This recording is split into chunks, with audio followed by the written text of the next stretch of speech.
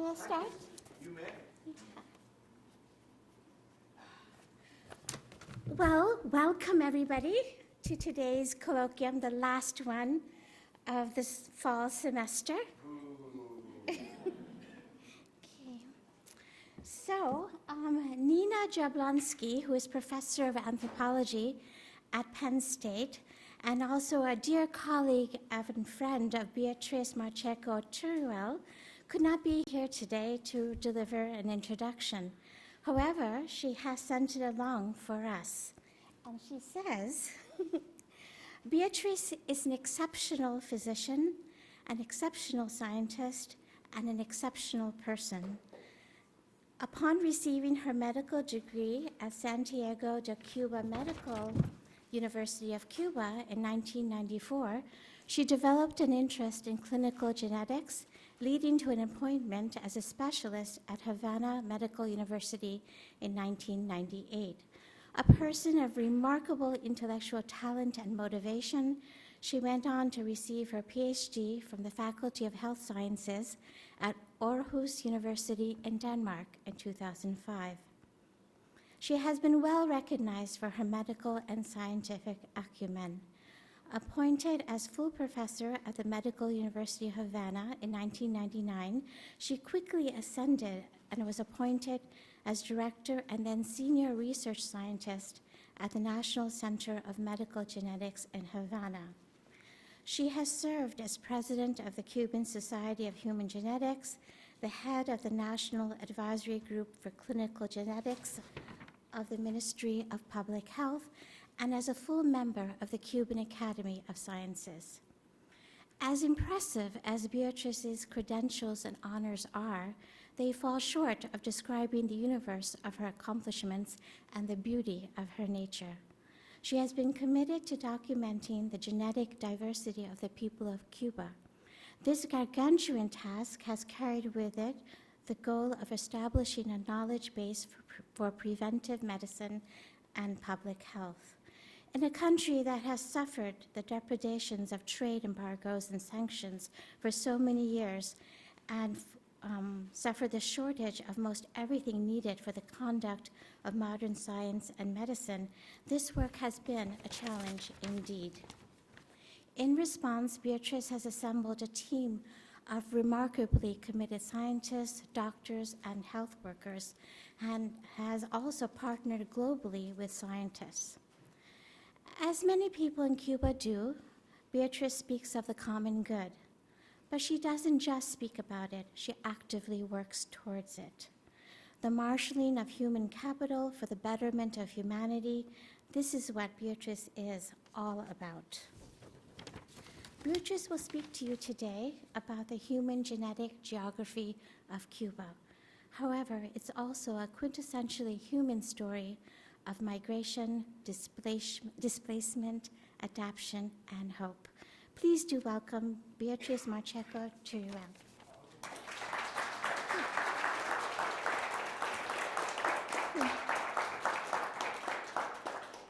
It is a surprise because I didn't expect it.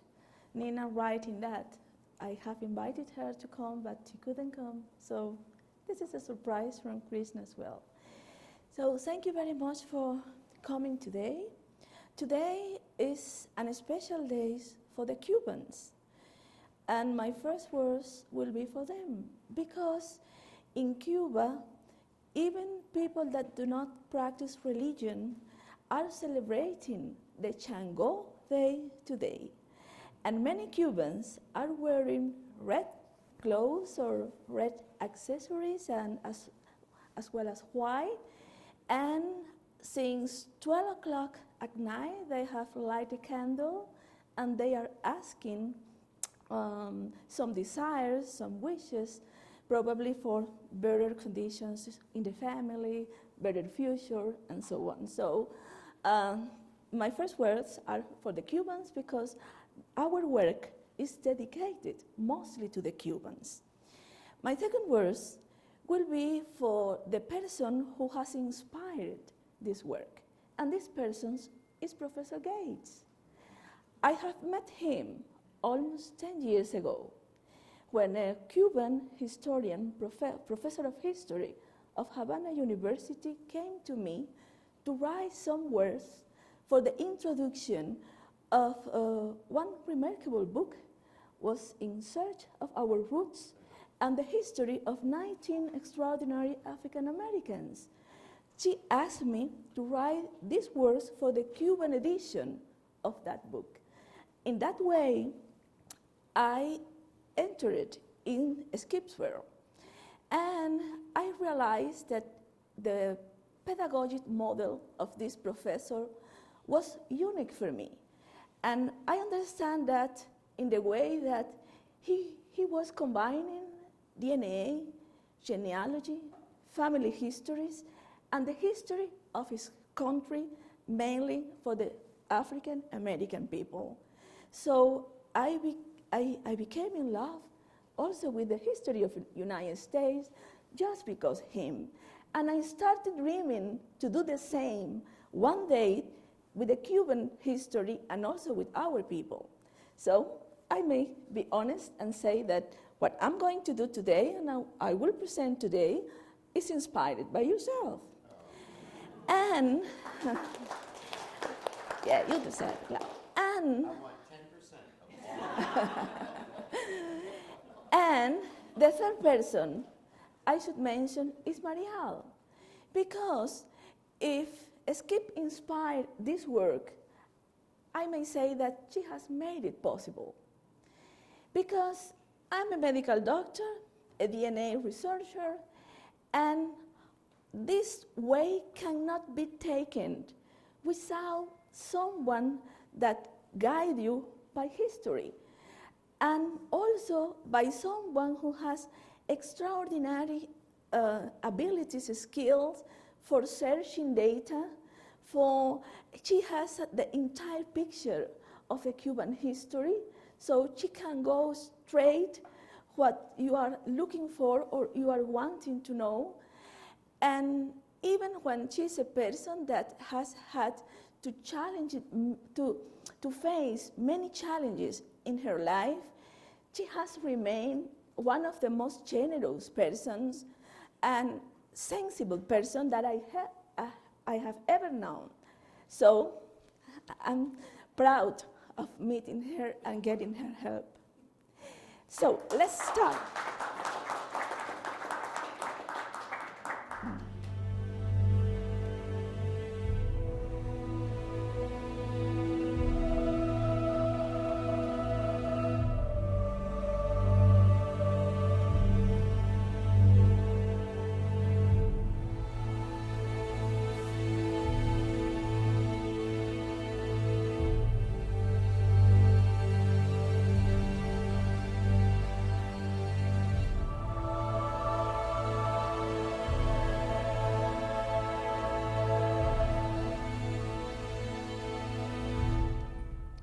So this is something I thought it was funny because it was made by a DNA lab researcher. And he combined how we come to the surface, but our roots. And our roots are mainly from, as you know, Africa, Spain, and the Native American. But the way I want to bring you this information today is by thinking in this idea that has been inside of myself for many times. And you know, it's the fact that as all we know, the history is mostly written by those who we can call the winners. As Churchill said many times, some time ago or many years ago. And in Cuba, as Marielle has told me, most of the history has been written in the last part, you know, from the 19th and 20th century. So who could tell us in the real life what was happening before? Could we find like a witness to tell us a little bit about what was really happening? So then one of my friends, who is the director of a journal for cartoons, he has made this cartoon for our presentation today. And he has seated the DNA in the witness chair. So we will be using the DNA as a witness that is all the time inside all of us, looking what is happening and telling a fragment of our history. So history is not what is only in the DNA. History is a very complex process. The DNA is all the time in interaction with the environment, with the society, and the many complex processes in the societies. But what about if we can make some questions to the DNA about our past? But probably because your different backgrounds, you would like to hear a little bit what DNA is. And I may say that all of us, in all our cells, blood, hair, skin, everybody in our body, we have in the nucleus of the cell this structure that is compacted like a spot and is packaged, and it's the DNA that is organized in chromosomes that we get from our mother and our father. And the chromosome has inside this very exciting chain of different chemical molecules that contain the alphabet of our life. So how do we study history? By the segment of DNA. When you have two or more recently admixed populations, then in the chromosomes you can find segments of the chromosomes that are coming from those parental populations. If it is not too far in time where the admixed process is starting, so they are longer, and if the admixture process was starting more far on time, then they are shorter. But by studying these segments that I have represented here in different colors, then you can extract information from the parental population the individuals are coming from. And that's what we did in Cuba. Look at the different phenotype of the Cuban, and this is like a standard chromosome painting of a Cuban individual participating in our research. You can see in each one of these 22 chromosomes the different segments they have got, or this person has got, from the parental population. So we have represented red for Native American, blue for African, green for European, and in that way. So we decided in 2014 to run an investigation all around Cuba.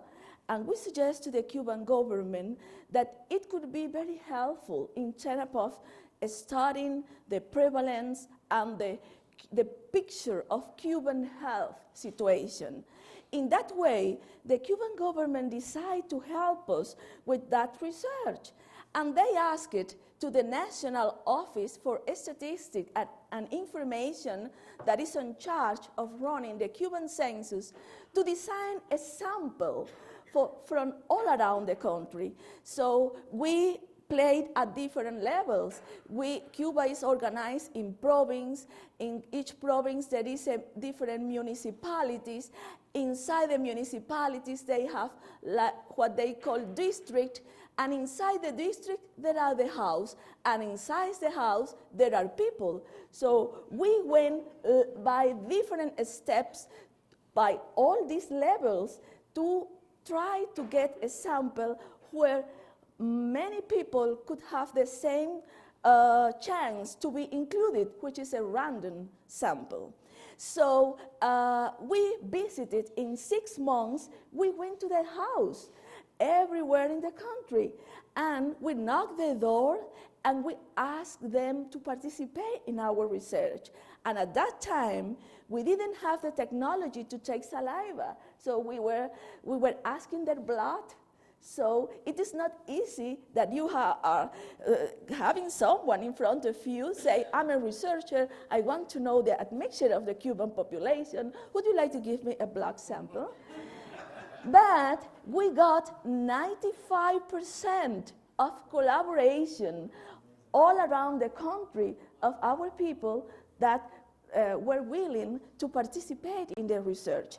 But maybe I'm not able to give you the whole picture about how was happening this. That's why I'll show you a video to see some of the things we did when traveling in the country for taking samples, and not only blood samples. We also took anthropometric measures. We also did a social interview to know about the socioeconomic conditions they were living in, because it's very important to make assumptions about their health, lifestyles, and what they prefer to eat, many aspects that we consider was important to organize and integrate our vision of the Cuban people.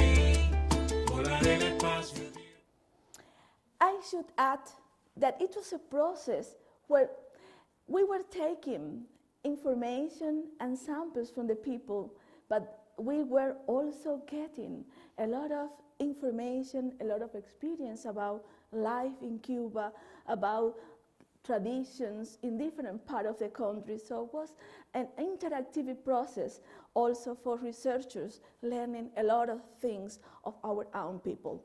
In that way, I have brought this picture just to show you all the municipalities of Cuba we got samples and individuals from.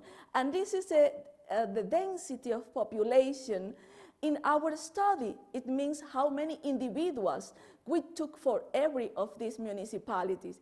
And this is the population density of the Cuban census. So if you compare, there is a proportional relationship in between our samples and the distribution of the Cuban population. And it was good for making inference and estimation. So from this point, we can start to look at the results. And I suggest we should go first to the different parental population to look at how is distributed the genetic diversity across the Cuban population. So here you have the European ancestry by Cuban province and municipalities. You know, this is the percent of European ancestry by the different provinces. As much light green they are, as less European ancestry. And as more dark, the opposite. So you can see that the province from the central and western part of the country are the most European as in the average proportion, and the opposite happens in the eastern part of the country. And in the same way we did with the different municipalities. So now we have a better picture with a much more high resolution of the admixture at these two levels in our population. And the same happens for the African ancestry. But in the African ancestry, you can see that the largest average proportion of African ancestry are in the southern part of the east of the country. And in this province, there are less proportion as average of African ancestry. And here you see also the municipalities.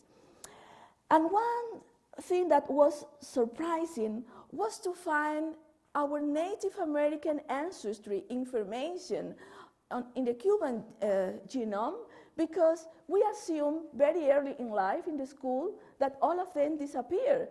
Most of them disappear. It was true. And we will talk a little bit about that later on. But we still find an average of 8% of Native American ancestry in the Cuban population. And again, the eastern part that was the most populated at the beginning when the Spaniards came to Cuba are those that have the highest or the largest proportion of Native American ancestry. And as we have in the second part of the 19th century a forced immigration of East Asian people to Cuba, around 125,000.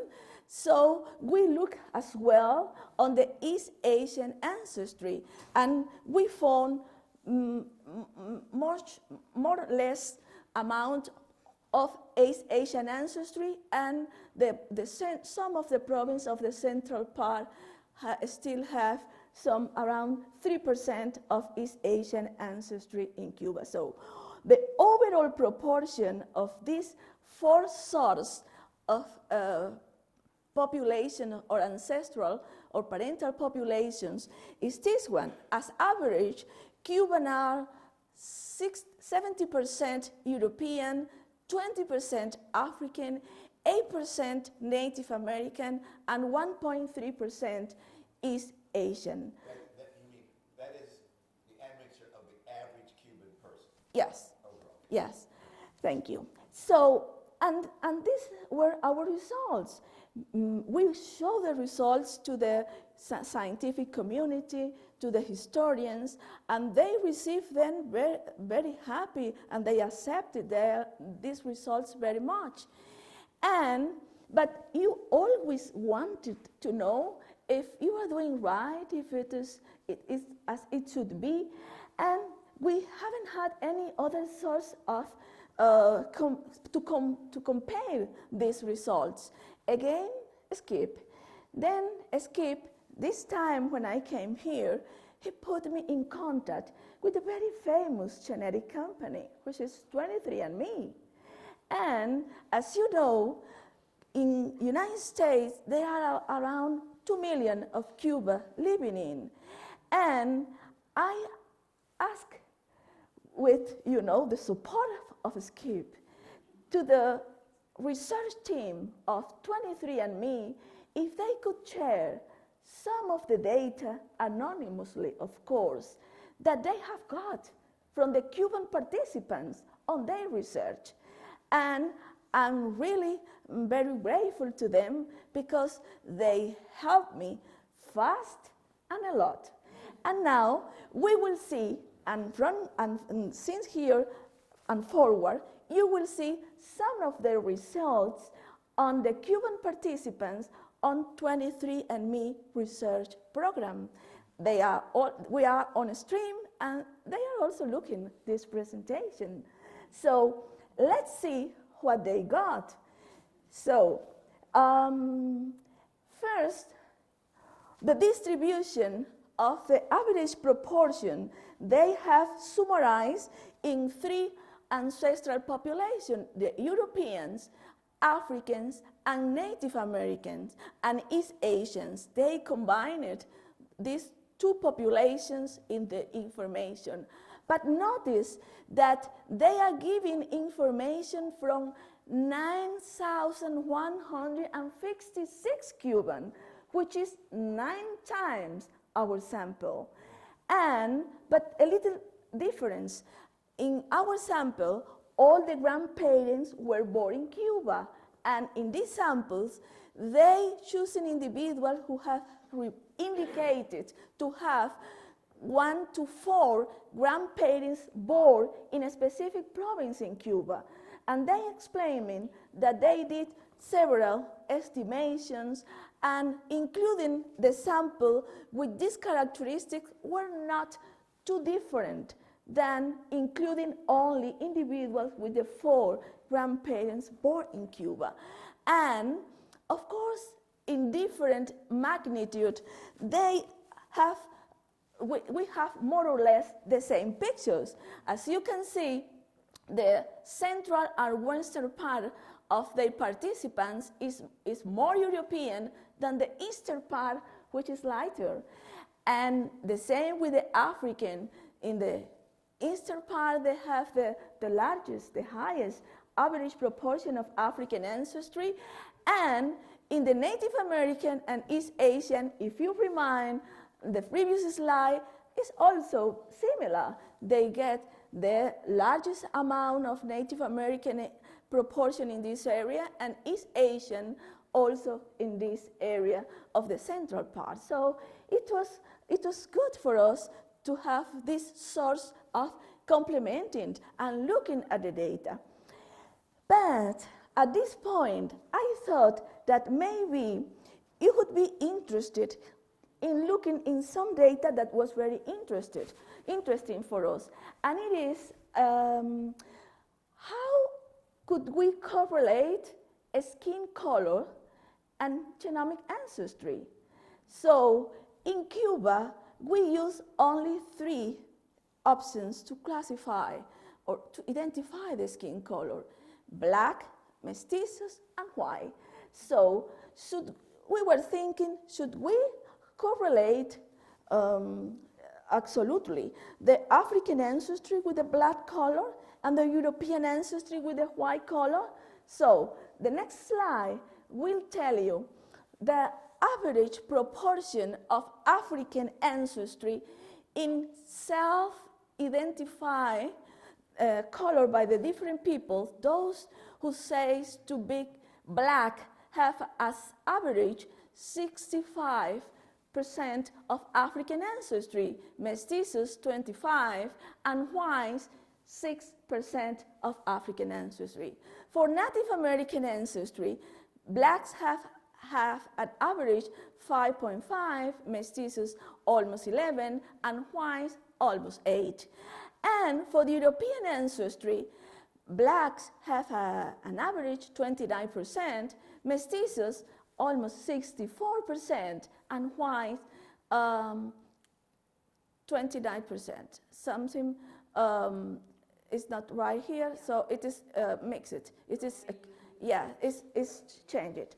Okay, but then we place the data in this graph, and we distribute here all the participants in our study, the 1,000 individuals, according to the self-identified skin color, and we put in this x-axis how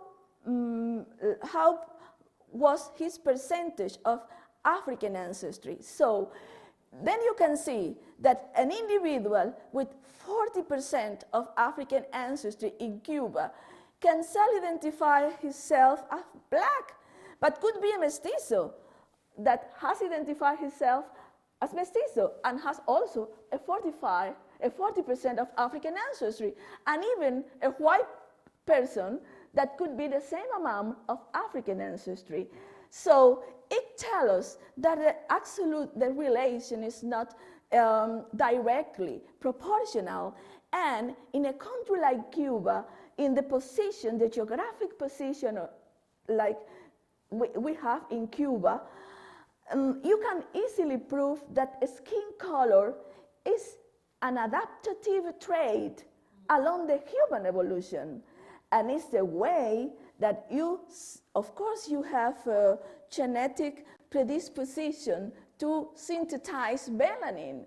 But as much sun you get, more melanin you synthesize, you have in your skin. So it is something that is an interesting result. And next, we decided to look at some other part of our genetic information, that is our mitochondrial DNA. The mitochondrial DNA is genetic information that males and females get from our mothers, but not from our fathers. And we pass to the new generation, but only through the mother. So when you study mitochondrial DNA, you are studying all your maternal lineage many hundred thousand years ago. And you can follow your maternal origin by this way. And the same happens with the Y chromosome, because it's just a male chromosome. Then you can study your paternal lineage back thousands, hundreds, thousands years ago. Your father's father's father's father. Thank you. Mother's Yeah, great. So here we have what the Cuban mitochondrial DNA tells us. And it's something very interesting. As average, the overall country says that 39% of the participants in this study comes from an African mother, 35% from a Native American mother, and 26% from an European mother.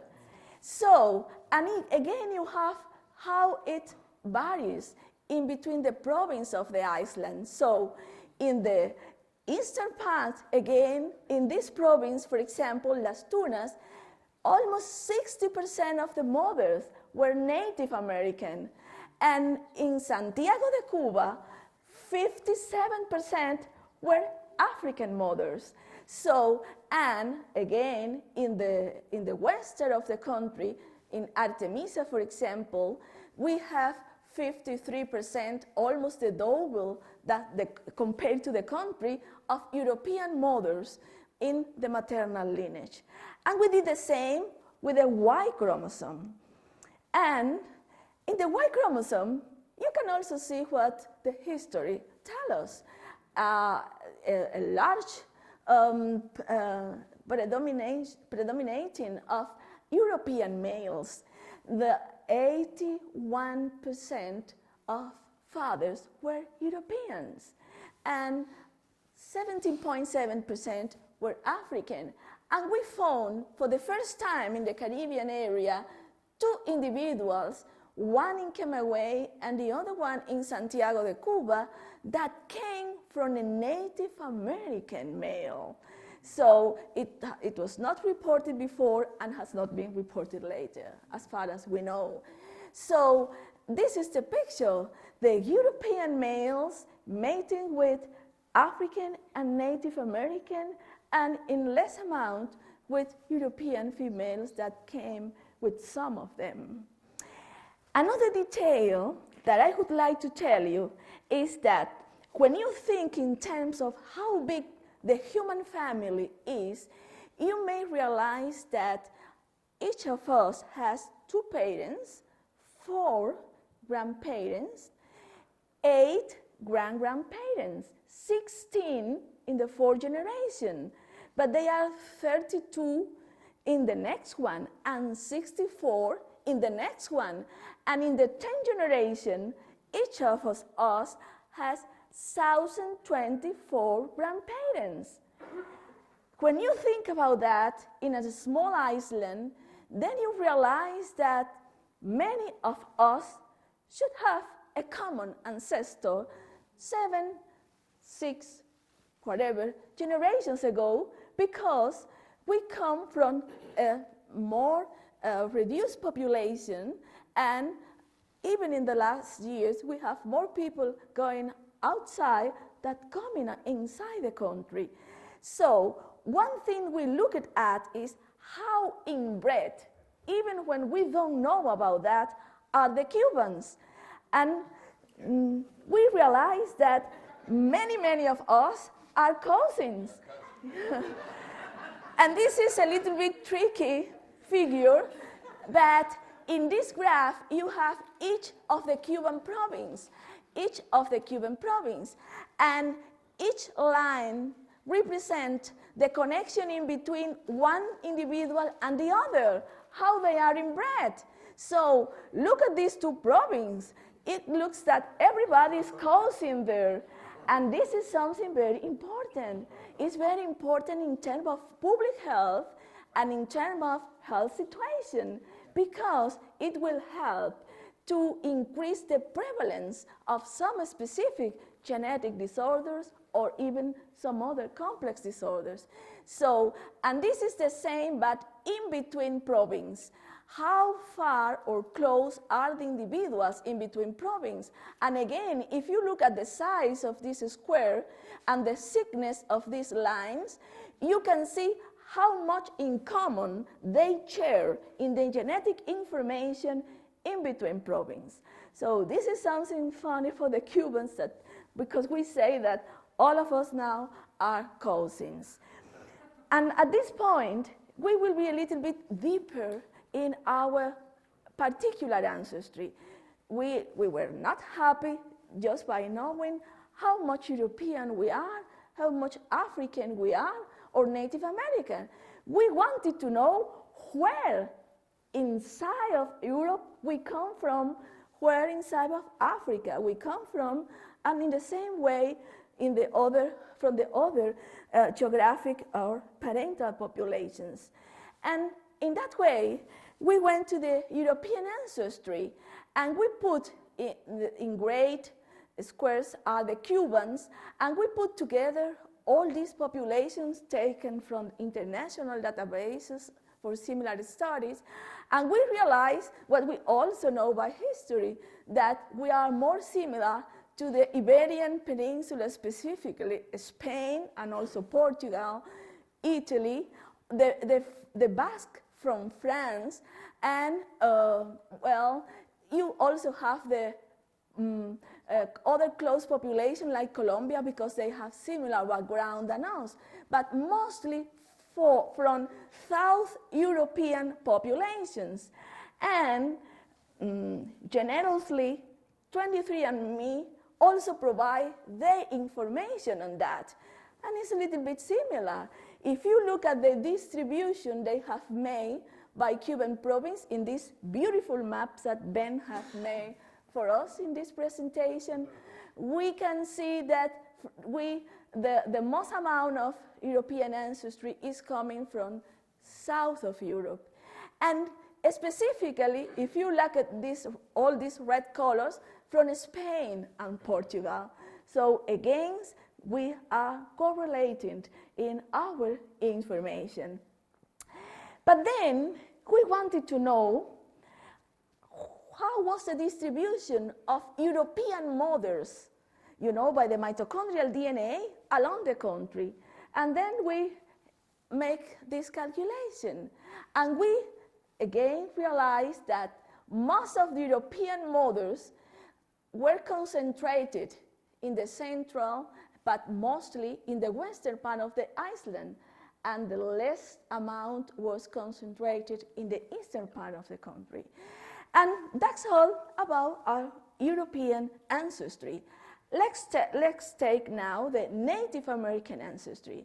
And I have these beautiful pictures that were taken for one member of our group that are very professional photographers, Hector and Julio, and are in the different areas of the mountainous regions of Cuba. And, when the Spaniards came to Cuba, it has been estimated that there were 112,000 indigenous Cuban living there. And the Spaniards started really by 1510 to sit in the island and to create cities. And by 1570, there were only 3,000 Native American native population living in Cuba. So it was a real genocide, what was happening there, caused by diseases, caused by suicide, caused by the terrible works they were obligated to do, and also because they bad treated all those innocents and not prepared population. And the psychological trauma should be tremendous when they saw the horse for the first time, the wheel for the first time, and with the wheel and the horse, also the death that were coming together with the conquerors. And we try to figure out, which is something that is very interesting for researchers, where do we come from in Native American? Because the most accepted theory is that we come from the south. But looking at our, something that we call identical by descent segments in the chromosomes, this area with the red arrows are the populations not only from South America, also from Mesoamerica, we share genetic information with. So in this new period, we are trying to find out by comparing the ancient DNA from the skeleton of individuals from 900, 10,000, 3,000 years ago, we have found in Cuba, and also the modern DNA, which is the Native American portion that we carry in our chromosomes, actually. So, and again, for 23andMe, we have got the distribution of Native American and East Asian, mostly from China, and Southeast Asian, which match perfectly what we know from history, in Cuba, along the, or across the country. And the next I would like to show you is how many of us come from a Native American mother and how it is distributed along the country. As you can see, the eastern part, again, have the highest, the largest average of Native American mothers. And the western part have the lowest. And, well, this is, as I told you, because it was the most populated region at the beginning, so many European males married or mated or joined with them and started to reproduce the Cuban. And by our mitochondrial DNA, we have brought also to the present this information. So the part that I would like to take a little bit more time is our African ancestry, because we are in an institute that is dedicated to the study of African and African American research. And you know, by reading Du Bois, I realized that at the beginning I couldn't understand very well. It was like a literature, a nice literature for me. By doing this research, I have returned many times to his thinkings and his different asides in the soul of the black folk, when he used a symbol, and the symbol is the veil, you know, the veil that make the black people in a way that is even not visible, but makes them apart from the others. And the first experience when he was a child, and he got this rude awakening when a white child rejected him for being black and started to realize that it could have some meaning. So that's why in my next slide, I thought that I shouldn't use pictures of just black people from Cuba. We need in Cuba, because myself, even when I think I was not a very bad student at the school, myself, I realized that I didn't know anything about the African ancestry in terms of its history and culture in the Cuban population. What I have most learned in history as a school, and it's okay, was the history of the Cuban Revolution, but not the history of the Cuban population. So one of the most remarkable things I have learned in this period is that we need to teach our new generations the history of the Cuban population and how we became here. So that's why I prefer to look at the African ancestry by these pictures from this book I got. It's in the Cuban National Library that reflects what is under the surface of the black people in Cuba. So centuries and centuries of suffering and a lot of injustice. But a little bit more, when I look at the newspapers from 1833, this is a paper of Havana City, I found this terrible news. And it says in English, selling animals. And they say that they are selling a Creole black, is that right, Maria? You help me? And born in Cuba, not imported from Africa. Right. being born in Cuba, young, healthy, like no spots, modest, loyal, good cooker, with some intelligence for washing and ironing, and excellent for dealing with children, by 500 pesos. But immediately after, in the same paragraph almost, they say a horse. They are selling a horse, and they are talking about, they are selling a horse, a beautiful horse, with the nice figures and the measurements of the horse. So how is possible? It's like Marial was telling us some weeks ago when Jorge was presenting his colloquium, it cannot be erased easily, you know. This veil is over there, should be.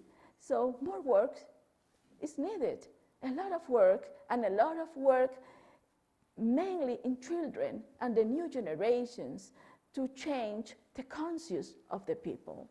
So from the analysis of our African ancestry, we also realize we put together here 45 African populations, and the black dots are the Cuban participants.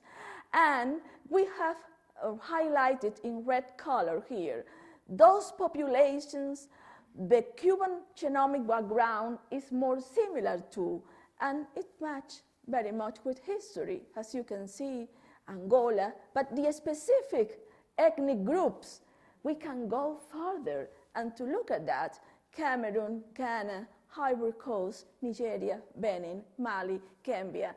That's what we also know from history. And again, we have the hand to help from 23andMe. And they did the same at the subcontinent and also at the local African ancestry. And in their records, they also show that West African and Congo and Southern East Africa are those more contributing to the African background of the Cuban population.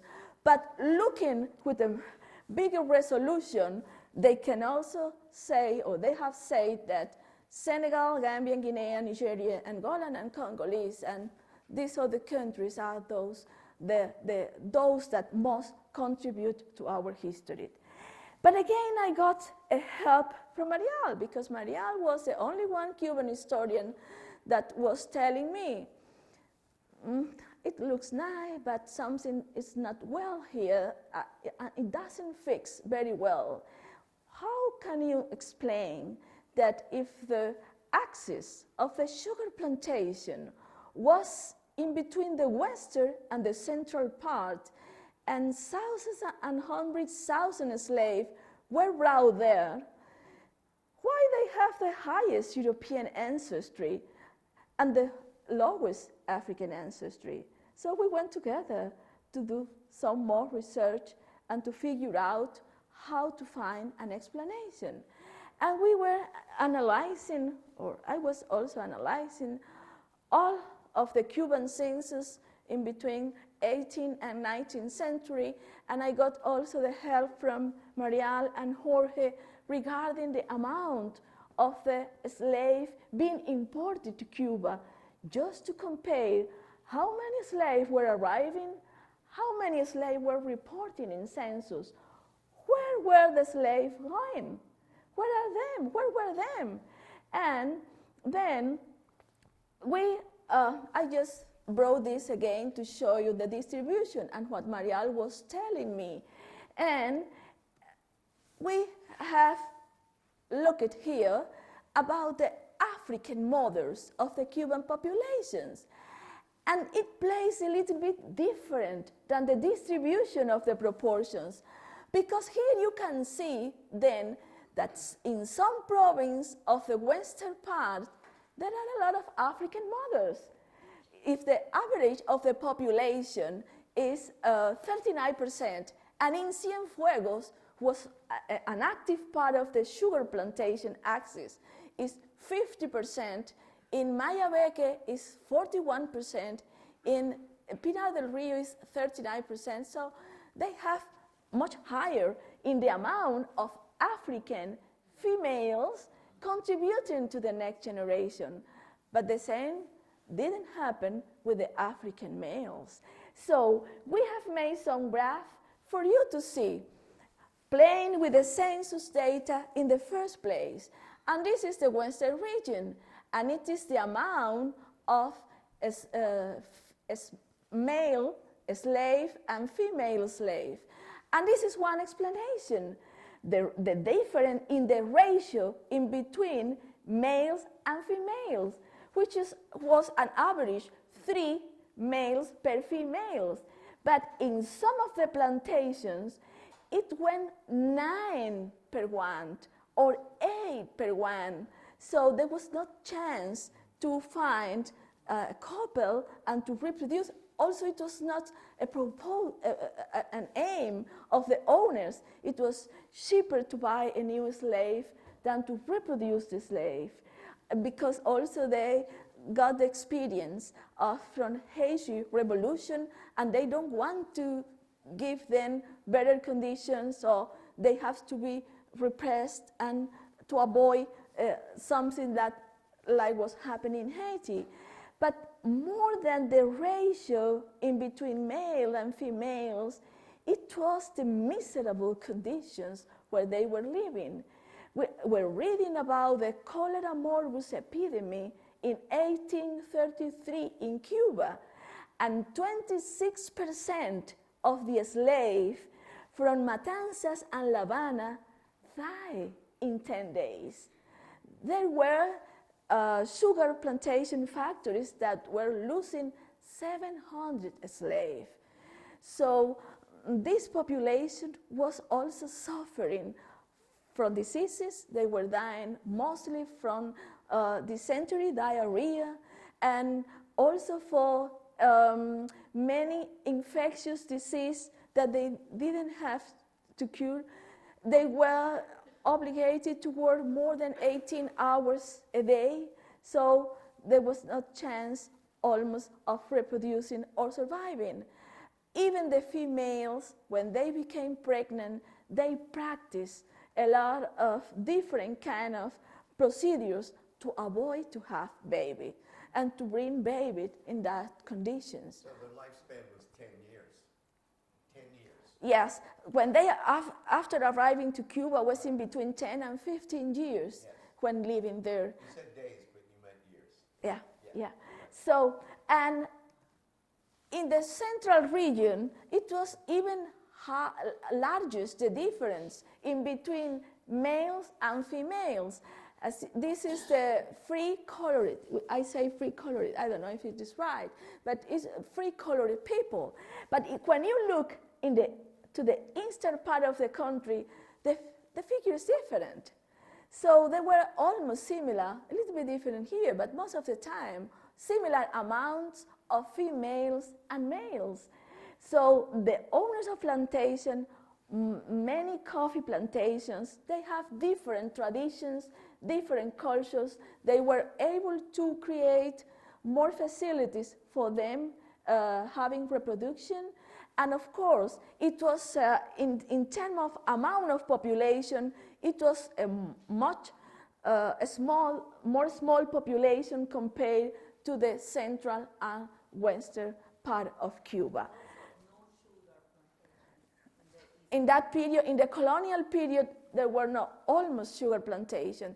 The sugar plantation, as Marial has explained it, came mostly in the neo-colonial period, when the U.S. occupation was in Cuba, so it was most in the eastern part.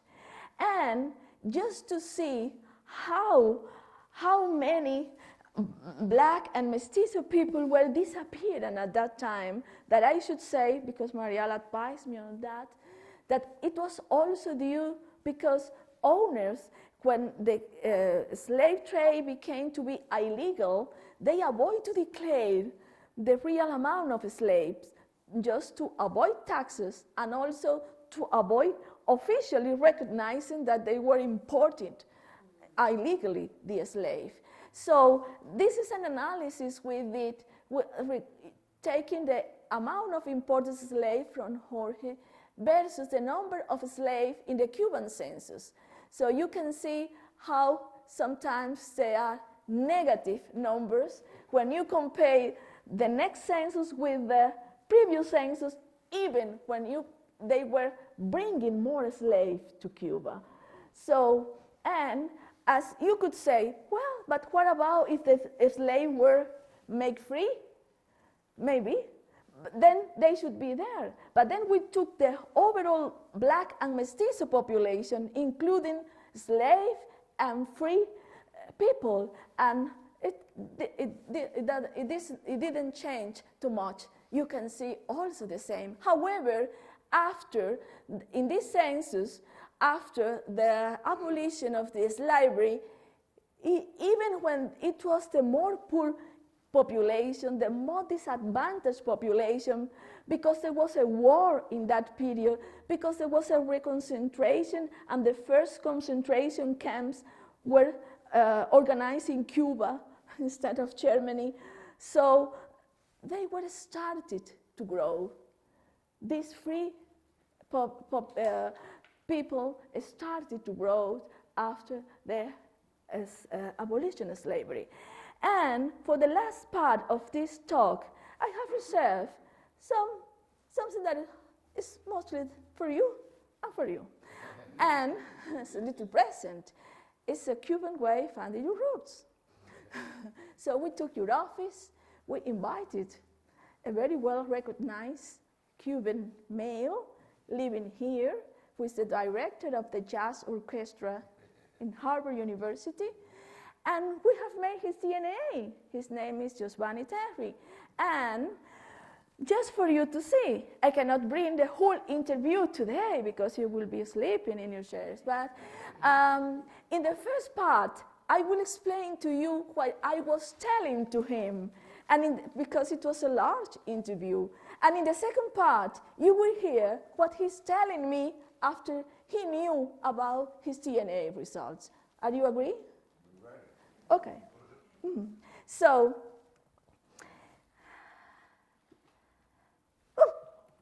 sorry, it shouldn't be.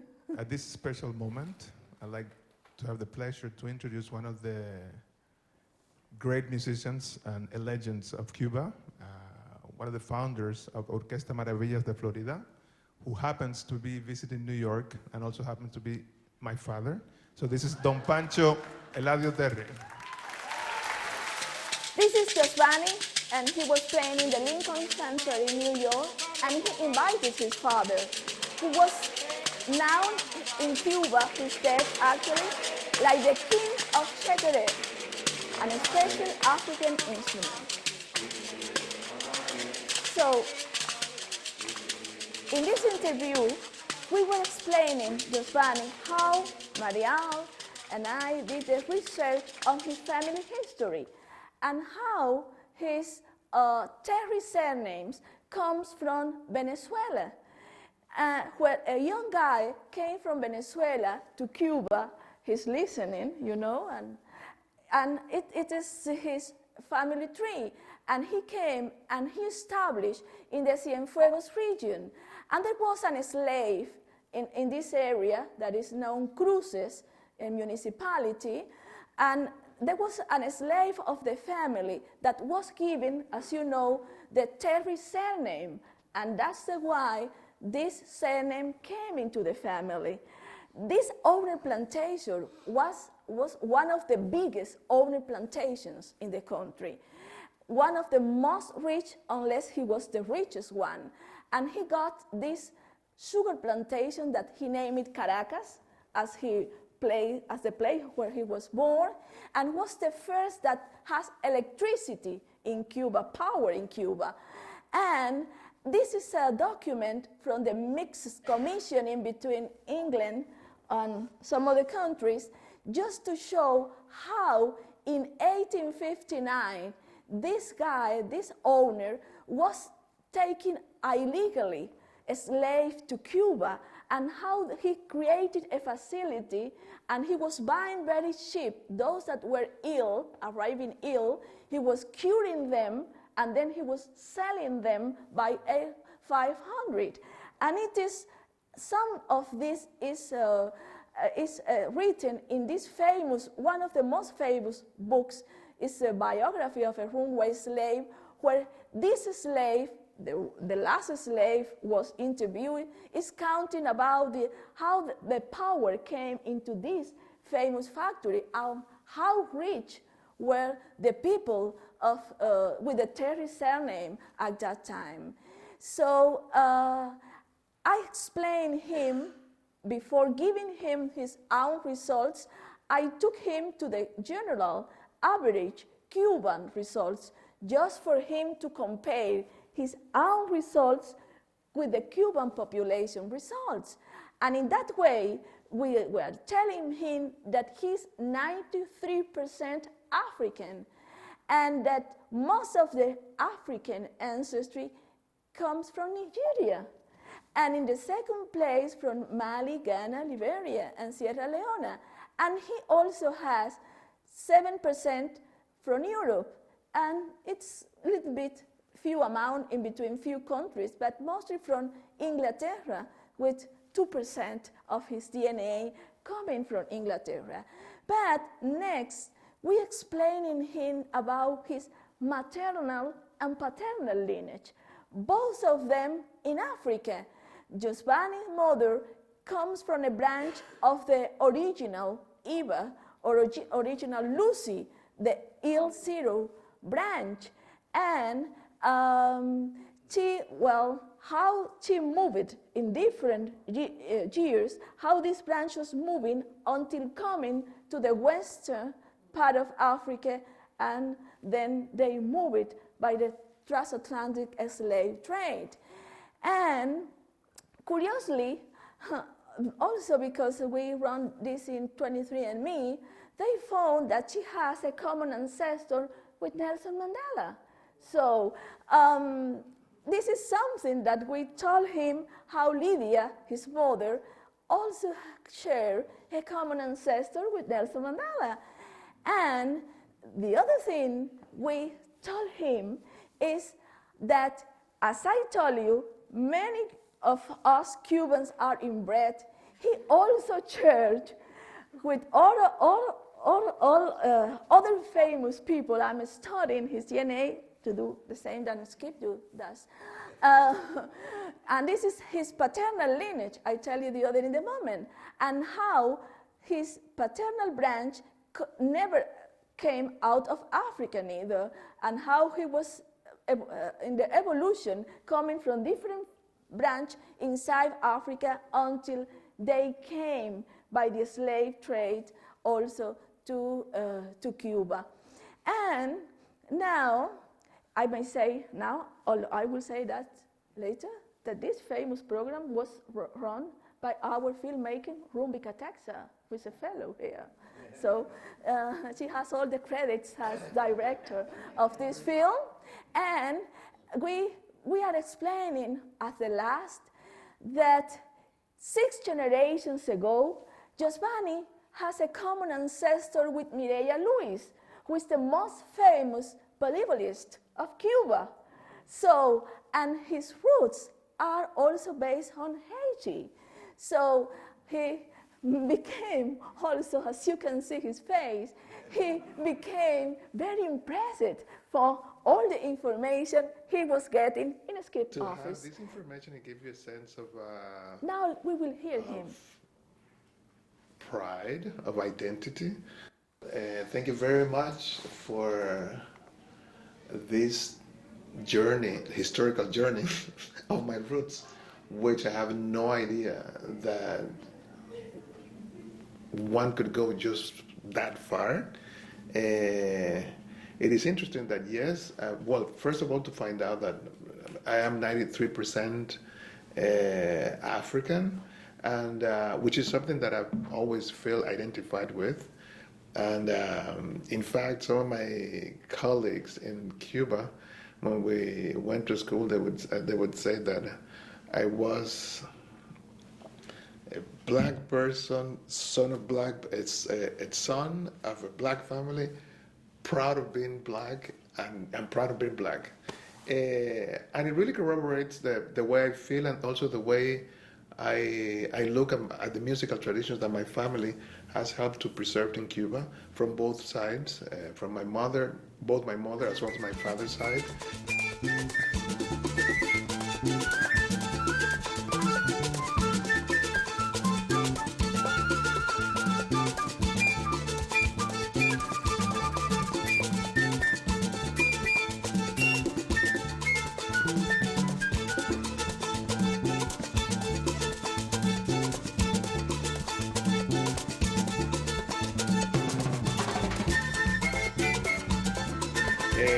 And also, I really feel identified with the continent. I feel identified with not only the musical tradition, the culture, and the heritage, the huge heritage that they left us in Cuba with, but also with the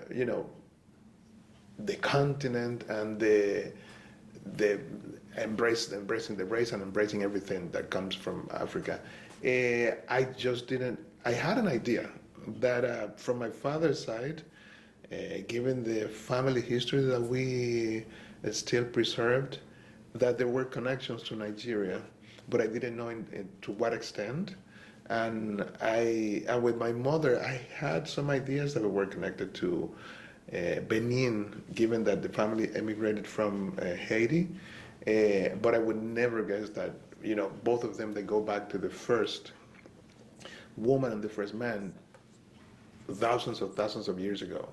And how this study then correlates with people that never left from Africa, as well as people that came to the U.S. and to what was then the Caribbean, let's say, the New World back then. But it's just really, really fascinating because I have no idea, and even less to know that there is connection from my mother's side with Nelson Mandela's, which is like really completely unexpected. It was not something I was waiting to hear. Neither that Mireya Luis, which is like one of the well, first of all, volleyball was a sport that I practiced during the times I went to school, and I always admired her because she was like they used to call Las Morenas del Caribe, and she was the captain of the team, and she was just like beyond belief what she was able to do on the court in volleyball. But I had no idea that we were somewhere 6 generations before connected family-wise. So no, it's incredible. In fact, it was interesting because as you were unpacking all of this history, I couldn't wait to think like, oh, I would like to have a copy of this to show to my mother and to my family, to share with them. But I must admit that I'm completely surprised and completely surprised to see how far we can go back in history, and also how much the DNA can tell from who we are, from our family roots, and Yeah, I mean, it's a lot. It's a lot to take. It's still, I'm still digesting. So to understand the entire history that just unfolded before me. Yeah. Django va a venir, Django va a venir, Django va a venir. Con el machete en la mano tierra va a temblar. Si Sara anda más longo mundo a acabar. Django va a venir, Django va a venir. When you mentioned how the percentage of the DNA coming from Africa, from Europe, from Asia, it is distributed among Cubans in general, to understand that our percentage of African ancestry is so strong and so high. So this is like a really, really incredible discovery for me. It's a really a great feeling. And as I said, in terms of identity, in terms of knowing who you are, where you're coming from, is an incredible piece of information that in a way corroborates a thinking and a feel that I always had, but this is substantiated with scientific research. Yeah. So thank you so much. So, but then, let's think that Giovanni is 93% African. And you can easily understand, to get this amount of African ancestry, you should have that by your mother and your father lineage. But what about another person that has 88% of European ancestry? And now she's my guest. I'm happy that she's here. And as you can see, I have placed Giovanni information here just for you to compare with Marielle, I have taken that from different sources and I have tried to analyze to give some more reliable percentage. So I think she has 88% of European ancestry, mostly from Spain, also from France, but she's also 3% Native American, and she has only 15% of African ancestry, and a little bit from North African and East Asian. But then we were just looking to know, well, what about Marielle's family history? Because we realized from this information that in the mitochondrial DNA of Marielle, around 15, 18 generations ago, there is an African female. And then we did some research, and I hope there are some surprise for her here, on the historical records in Cuba. And we were able to find some interesting things to reconstruct her family tree. Many of these things she already know, but many of these documents, she has never seen that. This is her mother record in the civil office in Manzanillo, where she was born. One day very early in the morning of August 22, 1935. I know that she knows that it's 1937, but we will read together this later on. And this is how Rafaela Cristina de la Caridad Otzet y León was registered in her town. But Rafaela, as you can see, all of them are really beautiful women. Rafaela came from the marriage of María de los Dolores Emiliana León y León, which also I found her record, and that was born also in August 14th, but in 1980 at 5 o'clock in the afternoon. And she was married before one day on December 1930 at 3 p.m. with Ángel Pío Utzet Maciá. But Maria came from Rafaela María de la Caridad León y Ramírez, that was born on September 8, 1885, I also found the record of that birth, Marielle.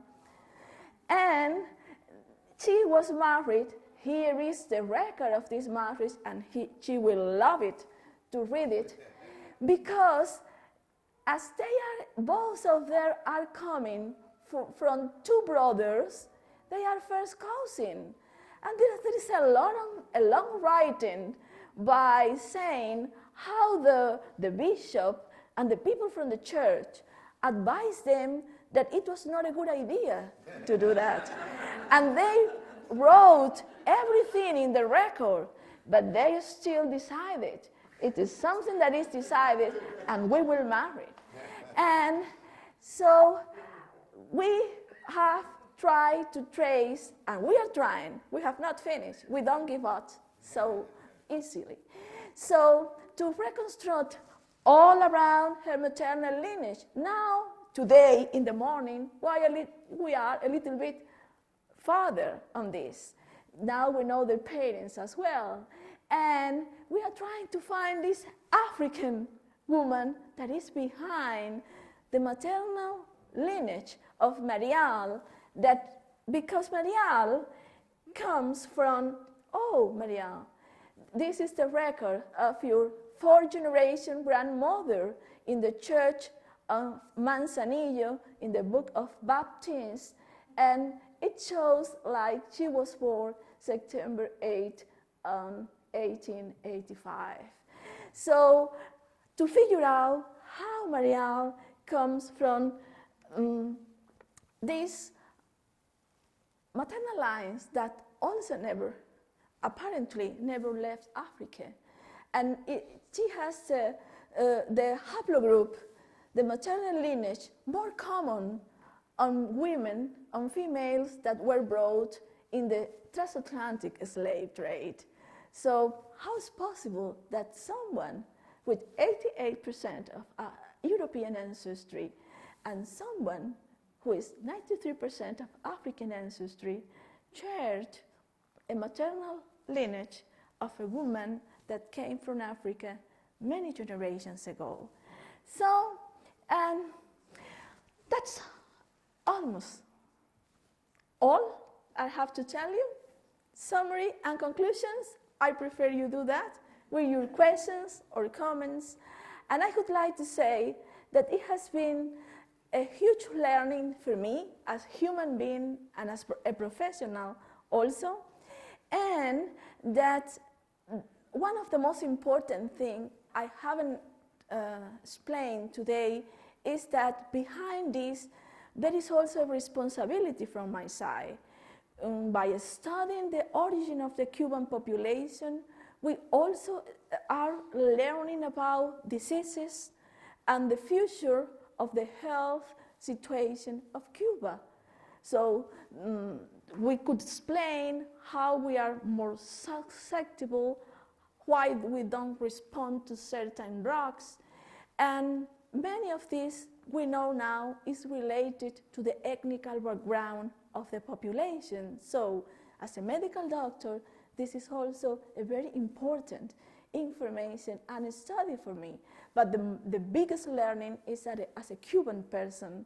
So I would like, by the end, to do two things. First, to show you this is a work that cannot be done alone. Marielle has been the overall director of this research. Of course, Skip, but Skip is here. And my husband, who is also a social researcher, and we have worked together, Cesar and Esteban, who has been working on the statistical analysis, Krishna, who has said yes to everything I have asked for this presentation, and you know how fabulous she is. And Ben, who became on board as well. And Sandra, who has found the best accommodation I have ever had in this country, and she's all the time helping us as well. Well, you know, Amy, that I'm so happy that she's here today. It's an enormous privilege for me. Julio from the Broad Institute, which is my partner on scientific discussions and also working together on research on schizophrenia. people from the lab in Denmark, where I have made my lab work, photographers, designers, and Robbie, the other fellow that has been the final director on this story. But as this is the last talk in the semester, I was making some kind of conspiracy, is what I say? Conspiracy, together with Martin, because we think that we should acknowledge at least someone in the name of everybody.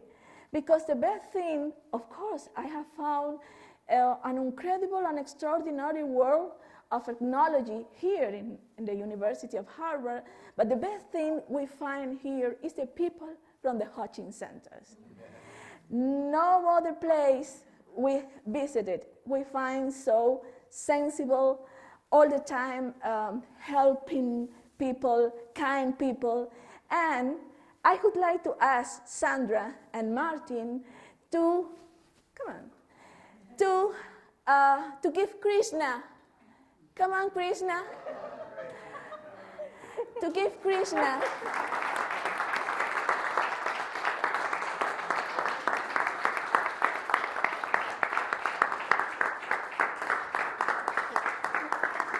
Thank you.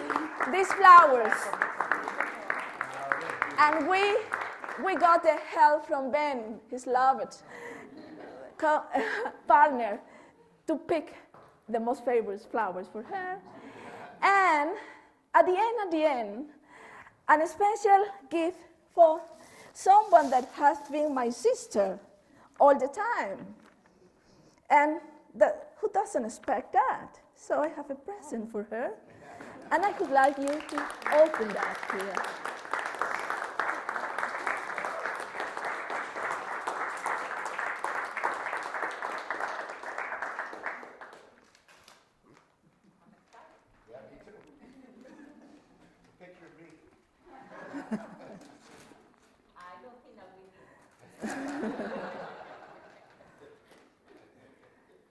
Belma, it has been also a fantastic person. Everybody, Belma has made the arrangement for the present, you know. My grandmother, Your mother my mother, register, the original register of your mother in the civil record. Oh, that's good. Your mother's birth? Yes. Your mother's birth. So, That's good.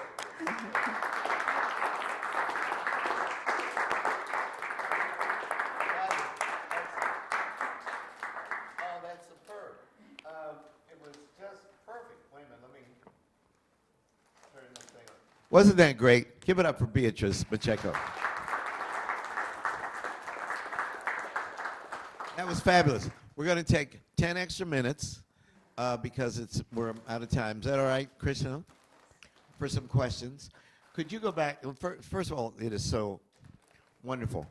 And you can see now, when we started doing African American Lives in 2005, Cornell, a lot of this science hadn't even developed yet. Autosomal DNA, which I learned about from Mark Daly and David Altshuler. Just by accident in 2009 at the Broad, I said, is there any way that you can tell if anybody in here is actually a cousin? I mean, a recent cousin. I'm not talking about 50,000 years ago in Africa. I mean that you descend from a common fourth great-grandfather, third great-grandmother, whatever. And they go, yeah, it's autosomal DNA. And we introduced that to the American public in a PBS documentary in 2009 featuring David and Mark rearranging autosomal DNA of our guest. And now all the stuff that you could do in 2019, it just shows the exponential growth in the sophistication of DNA analysis. And remember, at first people go, oh, what is this? It's like BS. And it's not. It's remarkable. Because it starts with the fact you share actual long segments of DNA. You can't make that up. Could you go to the slide of the average black Cuban? The admixture of the average black Cuban. And when she used the word colored, that's a translation of people of color, right? Just so anybody watching is not confused about that out, because the vocabulary is complicated here. this one? The one when you say the average black Cuban is what percent African? It's coming. It's coming. It Yeah. takes a while because Yeah. Okay, so the average black Cuban, right, is what, 65%? That's not the right slide. Not the right side. What, see, what I want to tell people is the average African American is 75% African, 24% European, and 0.8% Native American. That is the admixture of the average self-identified African American in the United States. Do you want to compare it with the average Afro-Cuban? Yes. Yeah, that's the slide. And you can see that the percentages of European for us, for the black Americans in this room, and of the black people self-identifying Cuba is flipped. The average African American is 24% European. The average African American is 0.8% Native American. So what is the average Afro-Cuban in terms of their admixture? you are talking about Yeah, isn't that, the African ancestry in black people is 65% yeah, in Cuba, in Cuba. 65% black. Yeah. In America, it is about 74% Yeah. black. But what is the average European admixture in a black Cuban? In a black Cuban is 29%. And for, European admixture, you say European ancestry in black Cubans Yes. is 29%. okay, for us it's 24%. But our Native American ancestry is 0.8. What is it for black Cubans? It's 29%. Okay, so the numbers aren't adding up. So do it, you got No, to do it it's again. 5.5%. Native American in blacks. Yes, okay, thank you. So the average black Cuban has 5.5%.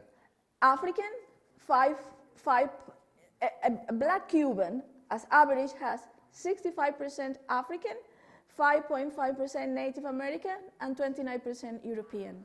Oh, okay, great. So Cubans, black Cubans have a lot more Native American ancestry than we do. Though we all think we have a lot more, but we have less than 1%. But on average, a black Cuban is 29% European, right? Yeah. Okay, great. Questions, comments?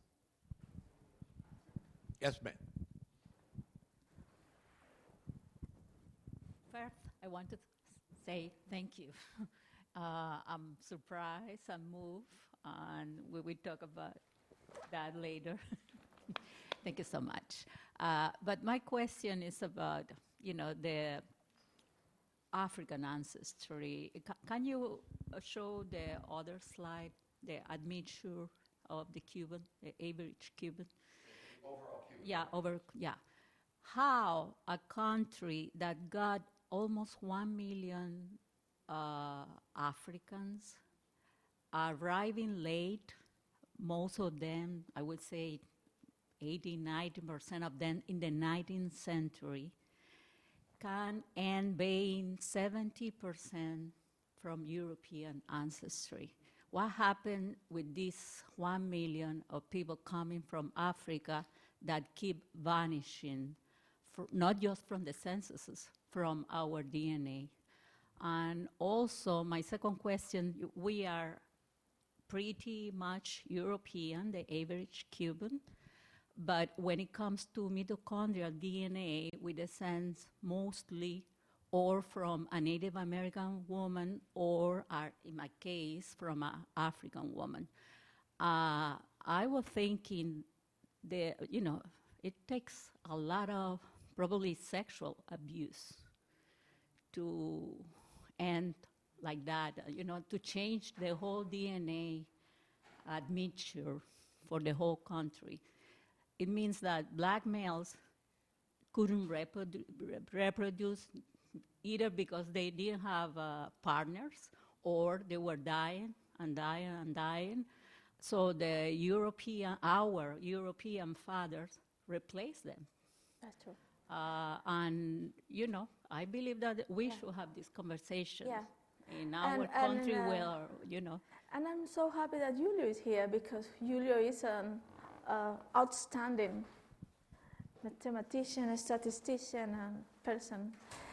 And we have been discussing about that. And I would like very much to be able to estimate from the Cuban chromosomes how many Africans were contributing to that percentage. We haven't done that, but Sharon Browning, who is a statistician from Washington University, she studied 1,300 Cuban in the United States that, are more European than the Cubans in Cuba. As you can see from 23andMe, they have at least an average 17% more European ancestry than the people that we include in our study, and 15% less African ancestry than the Cubans we include in our study. So I have to say that the sample is from here. the sample is from, So they are mostly white, yeah, Cuban, or yeah, Cuban-American, and from, are whiter than yeah, the population. and from her estimation, which could be the more close answer to your questions, which are very good questions, we learned that the African genome ancestry of these persons was coming from 10,500 individuals. So when you look at the chromosomes, you say, how many individuals, because the difference in genetic information are giving place to this African ancestry? And it was only 10,500 Africans who were contributing to the genetic background from the African part of this individual. So we would need to see or to look what happened in our sample. And if you look also her data, she says that the Native American portion of the genome of these 1,300 individuals that she studied in 2 cities of United States came from 900 Native American females. And again, we need to do more historical research, but you have introduced me in a book, for example, where I learned that someone like Santa Cruz, Esteban Santa Cruz, has had in one of his sugar plantation factories 8 children with 1 slave. So this is a case, and you told me he was one of the worst. But it could be other cases as well. And the other point is that the lifespan, if the lifespan of the average slave was 10 years, that's the answer. They didn't leave a genetic legacy, which is what your point is before. We have to stop in a minute. But do you know what, for the American people, that statistic is? Do you have any idea? The average American, I don't know the answer to this question, but you see your slide there? Where you have the average Cuban is 70% European and 20% African. Do we know what is for the average American? I have the data. Oh, you do? Yeah. So, and the average American is what? I tell you, let's take another question if there is some comment. Is there not? Cornell, you have a question? Well, I just wanted to come here every week and I just learn so much, and it's always unpredictable. It really is. But what I also see is just this massive, centuries-long crime scene. Yes, that's true. That's really what we're talking about, too. It's unbelievable Yeah. how it's sustained for so long, this crime against humanity in all of its different forms. And yet, the Cuban people and all of their genius, talents, resilience, and creativity can give to the world. Jorge, Mario, you, the music, the struggles, and even examples of trying to break down capitalist failures, but then failing in the socialist way. What a people, what a crime over generation. Is that fair? That's what I'm taking for Christmas. Because this is our last time. Boy, these crimes are something else. I'm telling you. Absolutely, but I mean... Yes, the largest study in the United States says that the percent of African Americans in the average of African ancestry in Black American is 73%. No, I mean in Americans overall. They didn't fix that at all. It was a study by David Reich and 23andMe. And they split then by Latinos, by African Americans, and by, they say white Native American with Native American ancestry is 2.7%, 3% of European Americans have 1% of African ancestry, but they don't say the figure at all. Right. Yeah. Because what I remembered they take was by the most white states. so if you took white America, I wrote a column about this a few years ago. 4% of white Americans have enough black ancestry that under the one-drop rule, they're passing, right? So, and the statistic that you cited was 3%, which is a hell of a lot different than the average Cuban. The average Cuban, white Cuban, is a lot blacker than, than the average American. Anyway, we could be here for hours, but this is an amazing presentation. And you should put it on television, Cuban TV, American TV, maybe Miami TV. I don't think Miami, they go for it. Ladies and gentlemen, give it up for Beatriz. Dr. Beatriz Marcheco. Thank you. They'd have a heart attack in Cuba. I mean, in Miami.